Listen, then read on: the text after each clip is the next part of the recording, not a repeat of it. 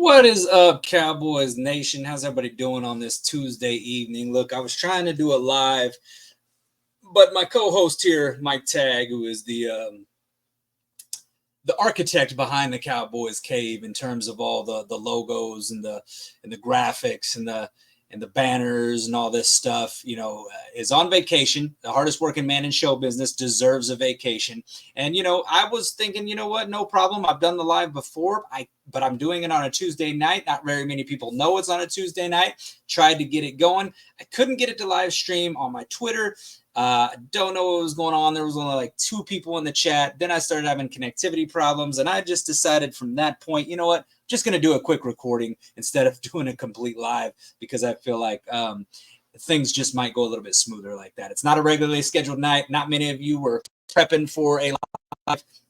So rather than try to fill up an entire hour when I know there's not a whole lot of Cowboys news to talk about, I just decided I was going to drop a little recorded video, and then I'll drop that to YouTube, and you guys can watch it or not watch it. Let it sit in the archives. It's up to you. I don't know. Some people want to listen to me talk. Other people are probably like, dude, shut the hell up. There's nothing going on in Cowboys. Go drink a beer, relax. It's summertime. Get out there, touch grass, feel air, and breathe, right? But listen, there's a few things to talk about. This week because, most NFL teams, fairly quiet off season. You know what I mean? There's not a whole lot to talk about right now. It's kind of the dead part of the season.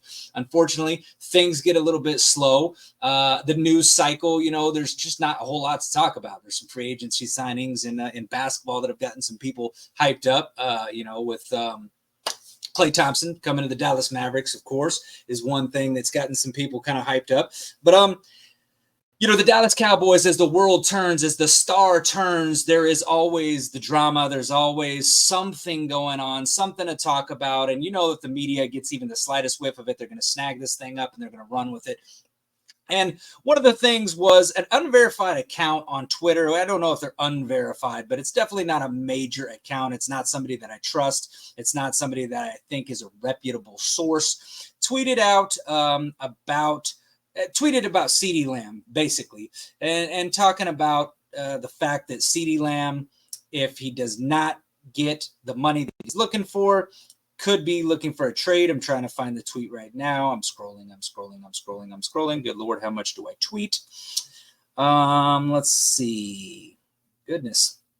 Well, I retweeted a lot of stuff, it looks like, so, But basically, the gist of it was that CeeDee Lamb is wanting a trade if he doesn't get this money.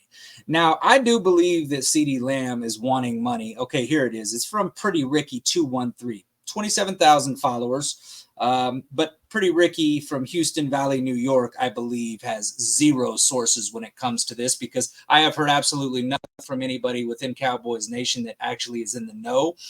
There has been no reputable source from Cowboys Nation that has verified this. But listen, somebody puts something out on Twitter and people tend to run with it. The masses run with it. No fact checking. Is any of this true? So obviously a lot of Cowboys Nation started getting up. People are saying if CeeDee wants a trade, let him go, whatever. I think that'd be a huge mistake. I don't think you get better by getting rid of some of your best players, right? You don't gain by subtraction. And that's what we would be doing if we traded CeeDee Lamb. Basically what the tweet said was CeeDee Lamb will request to be traded if the Cowboys do not offer him a new contract worth at least $32 million per year. He wants to be at least the second highest paid wide receiver in the NFL. Okay. One, again, nobody's verified that a trade has been requested by CeeDee Lamb, not from him, not from his agent. Nobody has come out and refuted it, but I don't think that you really have to refute nonsense when somebody that like this, of this caliber, tweets something like that with no sources to back it up. He's not in the know. In fact, I think he's a Giants fan, so how the hell would a Giants fan get that kind of source? That's kind of what I'd like to know. Then I don't think you need to address that, right? It's kind of like somebody saying some out-of-pocket shit about me or somebody I know, but this person doesn't really know me personally, right? I'm not going to address that because, you don't even know me. I don't even have to address this. But the thing that I will say, there probably is some truth. I do think CeeDee Lamb wants to be at least the second highest paid receiver. I actually think he wants to be the highest paid receiver. And I think by the time training camp starts, I think that a deal gets done.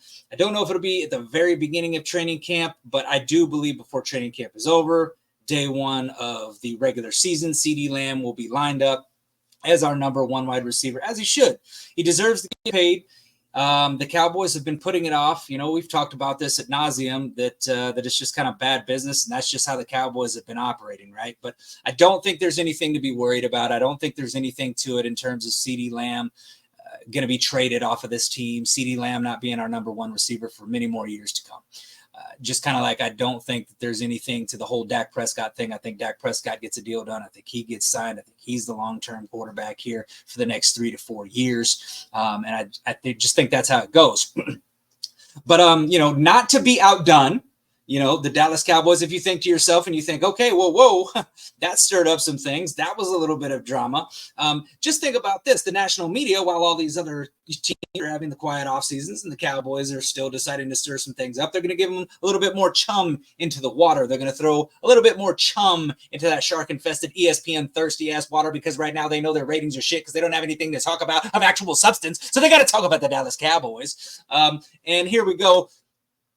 Malik Hooker goes on a podcast, ironically, and is asked about Micah Parsons having his podcast. And basically Malik Hooker's like, look, I don't think he necessarily said anything bad. I think he said a lot of what a lot of fans have been saying. I think it's maybe the fact that he addressed it onto a podcast versus addressing it personally with Micah Parsons, who, after that was dropped, of course, the 4-letter networks took it and began to run with it, talking about, Malik Hooker was talking about, hey, if the run game is suffering, like, are we worried more about that, or we weren't worried more about the people that are on the podcast, right? Micah Parsons took issue with it. He took to Twitter, told Malik Hooker, hey, man, you've got my number. We're locker mates. You could have addressed this with me versus going on a podcast. So then people just took it and they ran with it. Is there drama in Dallas? I mean, I'm hearing this on the radio on my way to work in the morning.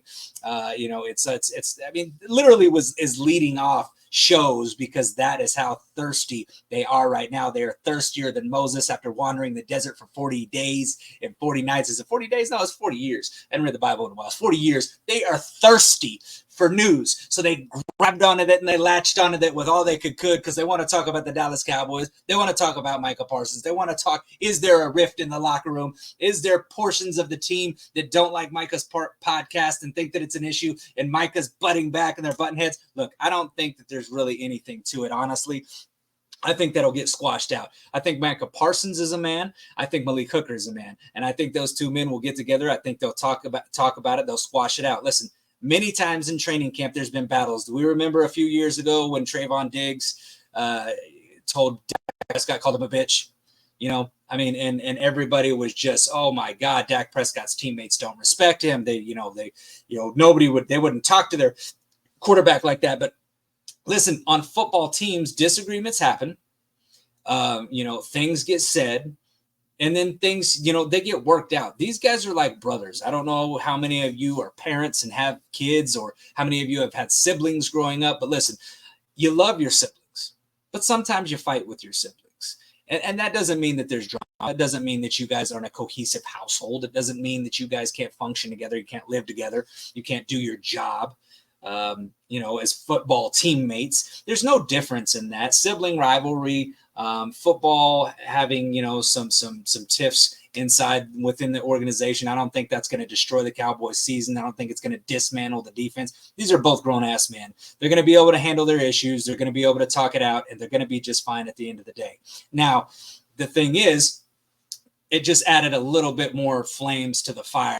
Those who were already, against Micah Parsons and his podcast, who have questioned his leadership, who have questioned his motivation to be a star on the field, and said, hey, Micah Parsons, I wish he wouldn't do his podcast. I wish he'd lock in, because, when we need him the most, he's not showing up. And I don't really have issues with Micah Parsons' podcast. I've said it many a times. If you show up on the field and you play, I don't really care what you do off the field, and I stand by that. But it just throws few more coals into the fire for those people that were already hungry, looking for something to latch on to, looking for something to talk about. And it's just the cycle. It's the way that the Dallas Cowboys continue to just kind of be. I mean, that's why they say that we're kind of the biggest circus in the NFL, because anything that happens it's a 24/7 news cycle with the Dallas Cowboys. If something happens that involves the Dallas Cowboys, even if it is a third string player, all of a sudden that becomes news. It's in the news cycle. It's in the 4-letter networks. They're all talking about it because they love to talk about the Dallas Cowboys. And let's face it, I mean, it is entertainment. I mean, we do call ourselves America's team. So if something happens to one of the most popular teams and franchises in the entire face of the planet, then of course people are going to want to talk about it. Of course it's going to get views. Of course it's going to get clicks. But a lot of times you have to pump the brakes and step back and look at the bigger picture and think, okay, do I think this is really a big deal? Like you personally, do you really personally think that's a big deal? Or are you listening to these guys at ESPN who are saying this is a big deal? This is going to cause friction in the locker room. This is going to cause a divide in the locker room. Now this team is divided. Do you listen to that? Do you step back and think, I've been around competitive sports, played competitive sports. There's disagreements sometimes. I mean, I got some of my best friends that I've been childhood friends with since, 6th grade, and we've had agreements. We've had heated arguments at times. Doesn't mean at the end of the day that we're not brothers. Doesn't mean at the end of the day we don't love each other and that we're not still close. We're tight knit. And I don't think that's any different with the Cowboys defense. I don't think that's any different with these Cowboys players. Now, to the bigger picture, now what we need honestly right now is we need Jerry Jones to go down there to his siblings, or not siblings. He should go down there to his children, and go down there and talk to them and be like, listen, I told you guys I was all in. So you know what, CeeDee Lamb, bam, we about to make you the highest paid receiver in the NFL. Dak Prescott, and we about to make you the highest paid quarterback in the NFL. And I know there's people out there that saying, oh, what the hell has Dak Prescott done to earn the highest paid quarterback in the NFL? Well, I'll tell you what he's done. He's won consistently. I understand you're going to sit there and talk about the playoffs, but playoff wins are a team statistic. They really are. Now, I've said it before that I thought Dak Prescott could play better. I do, but I think he's a franchise quarterback. I think he is a top 6 to 7 range quarterback. And if you got a quarterback like that, you sign him, you got to pay him. It's the way the market goes. That's why they're talking about a QB salary cap, because quarterbacks just keep on getting paid more. The next quarterback is going to get paid even more, and the next quarterback even more. And it's the owners that are doing this. They're allowing it. So the players are seeing it. The agents are capitalizing on it. The owners just haven't put their foot down and said, you know what, we're not going to pay this anymore. So until a team does that, and do I think the Cowboys will be the first? No, to do that, because I think Jerry Jones pays his guys. But until somebody does put their foot down, kind of like they did with the running back position, and say, no, we're not paying that, then teams are going to continue to pay. And right now, there is no higher premium on a position than the quarterback position. So I think the Dallas Cowboys are going to pay Dak Prescott. I think they're going to pay CeeDee Lamb. I think Micah Parsons is going to have to wait another year before that happens, but I think our guys ultimately get paid. I think ultimately this is still a good team with a good nucleus. If you wanted my personal opinion, I don't really think it's a team that's going to go deep in the playoffs. And I hate to say that so early in the season without seeing these rookies and how they turn out, but this is just going based off of, just what I know, what I've seen. It is what it is. You know what I mean? I could be proven wrong. I hope I'm proven wrong. I got us at 10-7, but listen, even in the slowest of times, the Dallas Cowboys will make the news. Even in the slowest of time, the Dallas Cowboys will find a way to sneak them into the news cycle. Jerry believes it, and he will hold true to it. There is no such thing as bad press. I don't know if I believe that or not, but here we are, and this is what we're talking about. So anyway, just wanted to come to you quick on Tuesday night. Like I said, I was going to do it live. There's some technical difficulties, I think, probably on my end, but either way, I decided I would drop a recording, load it up to YouTube. You can watch or don't watch, but listen, Cowboys Nation, we will be back soon. I think I am actually going to be off next week, and Mike will be back, probably running a solo show a lot more successfully than I did and tried to do. But he will be back next week. I will be gone next week, heading out to Okoboji, going to be on a lake, going to be on a boat, a lot of beer, a lot of sun.